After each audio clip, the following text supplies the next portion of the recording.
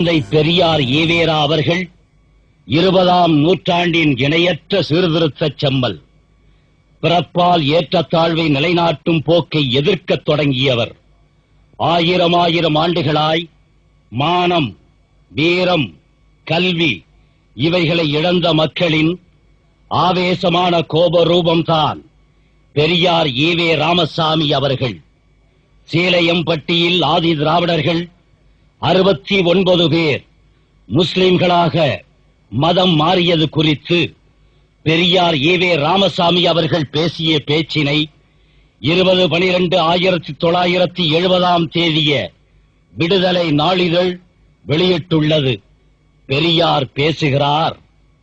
சேலையம்பட்டியில ஆதி திராவிடர்கள் 69 பேர் முகமதியரான விஷயத்தை பற்றி எனது மகிழ்ச்சியை தெரிவிக்க சில வார்த்தைகள் பேச போறேன்.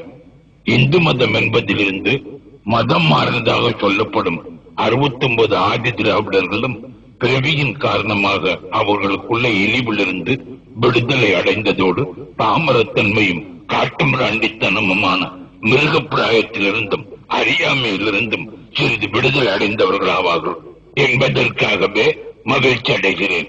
மேற்கண்ட 69 பேர்களுக்கும் தீண்டாமை என்பது போய்விட்டது. இனி ஒருவன் அவர்களை பழைய சக்கிலிய சண்டாள அப்படின்னு இழுவா பேச முடியாது. அவங்களும் மற்றவங்களை சாமி சாமி புத்திசாமி என்று கூறிக்கொண்டு எட்டி எட்டி நிற்க வேண்டிய அவசியம் இல்லை. வெங்காயம் மற்ற மனிதர்களின் காலில் விழுந்து கும்பிட வேண்டியதில்லை.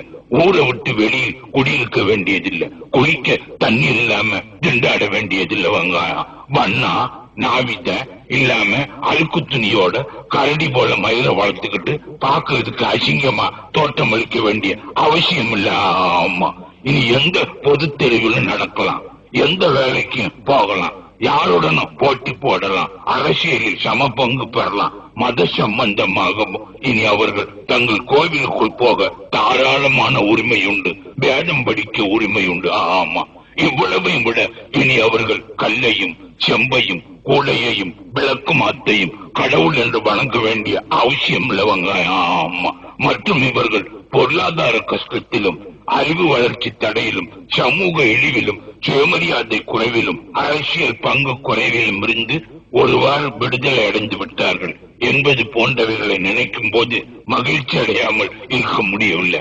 ஏன்னா தீண்டாமை, நெருங்காமை, பார்க்காமை, பேசாமை முதலிய மதத்தின் பெயரால் வேத சாஸ்திரங்களின் பெயரால் உள்ளவைகள் எல்லாம் அடியோடு நீங்க வேண்டும் என்கின்ற தீவிர ஆசையை இம்மாதிரி என்னை நினைக்க செய்கின்றது. ஆகையால் முகம்மதிய மதத்தை தழுவதினால் தான் தீண்டாதவர்களுக்கு இது உடனேயே சமூக சமத்துவத்தை அளிக்க முடியும் என்று நான் கருதுகிறேன். இந்த நிலைமை நமக்கு ஏற்படாமல் இருக்க வேண்டும் என்பதற்காக நான் எவ்வளவோ பாடுபட்டு பார்த்தேன்.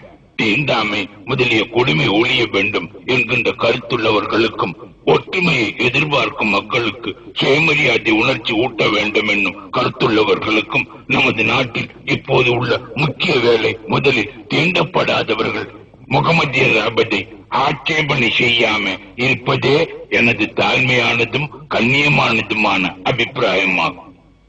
இன இழிவு ஒழிய இஸ்லாமே நன்மருந்து என கூறினார் பெரியார் அவர்கள். திராவிட உத்தியோகஸ்தர்கள் SIR எம்ப்ளாய்ஸ் அசோசியேஷன் சங்கத்தாரின் சார்பில் பெரியார் அவர்களுக்கு திருச்சியில் 1947 ஆண்டு மார்ச் மாதம் 18 தேதி 1080 ரூபாய் கொண்ட பணமுடிப்பு அளிக்கப்பட்டது.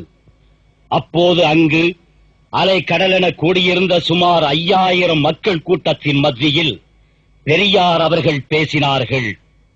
தோழர்களே, நமது வியாதி நோய் சூத்திரர்கள் என்ற நோய் பெரிது, மிக மிக பெரிது. இது புத்தி தொழில் நோய் போன்றது, வெகு நாளைய நோய். இதுக்கு ஒரே ஒரு மருந்து தான், அது இஸ்லாம் தான். இதை தவிர வேறு மருந்து இல்ல. இது இல்லாட்டி வேதனைப்பட வேண்டியதுதான். ஆமா, தூக்க மருந்தும் போத மருந்தும் கொண்டு நோய் இம்சை தெரியாம நாளும் பிணம் போல கலக்க வேண்டியதுதான். நோய் தீர்ந்தெழுந்து நடக்க இன்றைய நிலையில் இஸ்லாம் தான் மிகச்சிறந்த மருந்து. ஆமா, அதுதான் நாடு கொடுக்கும் நிமிர்ந்து நடக்க செய்யும் வீரம் கொடுக்கும் மருந்தாகும். இஸ்லாம் என்றால் முகமது நபிகள் மதம் என்றோ, இங்கு லுங்கி கட்டிக்கொண்டு அளந்து தாடி வைத்துக் கொண்டிருக்கும் சாஹிபு, ராவுத்தரு, மரைக்கார், மாப்பிள்ளை என்கின்றவர்கள் மதம் என்றோ கருதி விடாதீர்கள். இஸ்லாம் என்பது சாந்தி, பணிவு, பக்தி என்ற பொருள்படும் அரபு சொல். இஸ்லாம் என்பது சகோதரத்தன்மை என்பது. கடவுள் என்பது திராவிட மொழி, காடு என்பது ஆங்கில மொழி, அல்லாஹ் என்பது அரபு மொழி என்பதல்லாமல் திராவிடர்களுக்கு மாறுபட்ட கடவுள் அல்ல, கொள்கை அல்ல என்பேன் தான். மதங்களை விபூதி பூச்சு, நாம, ஒத்து குடுமி இவைகளை கொண்டு நிர்ணயிப்பது போல் இஸ்லாத்தை தலமொட்ட, தாடி, லுங்கி முதலியவைகளை கொண்டு நிர்ணயிக்காதீர்கள். இஸ்லாத்துக்கு எஜமானர்கள் இந்நாட்டு முஸ்லிம்கள் அல்ல. இவர்கள் இஸ்லாத்தின் ஒரு பகுதியினர். மலையாள மாப்பிள்ளைமார் மற்றொரு பகுதியினர், ஈஜிப்தார் மற்றொரு பகுதியினர், ஜப்பான், ஜெர்மன் இஸ்லாமியர்கள் மற்றொரு பகுதியினர், ஆப்பிரிக்கர், நீக்ரோபர், அபிசீனியர் ஆகிய இஸ்லாமியர் மற்றொரு பகுதியினர். இவர்கள் இத்தனை பேருக்கும் ஒரே கடவுள், அதுவும் உருவம், பெண்டு, பிள்ளை, சோறு சாறு வேண்டாததும் அற்றதுமாகும்.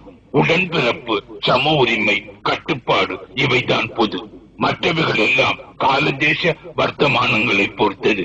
இவை ஒன்றாய் இருப்பதால் தான் 60 கோடி மக்கள் உலகில் எந்த பாகத்தில் இருந்தாலும் உடன்பிறப்பாய் இருக்கின்றார்கள். நான் இஸ்லாத்துக்கு வக்காலத்து பேசவில்லை, பிரச்சாரம் செய்யவில்லை. இது உண்மை, உண்மை.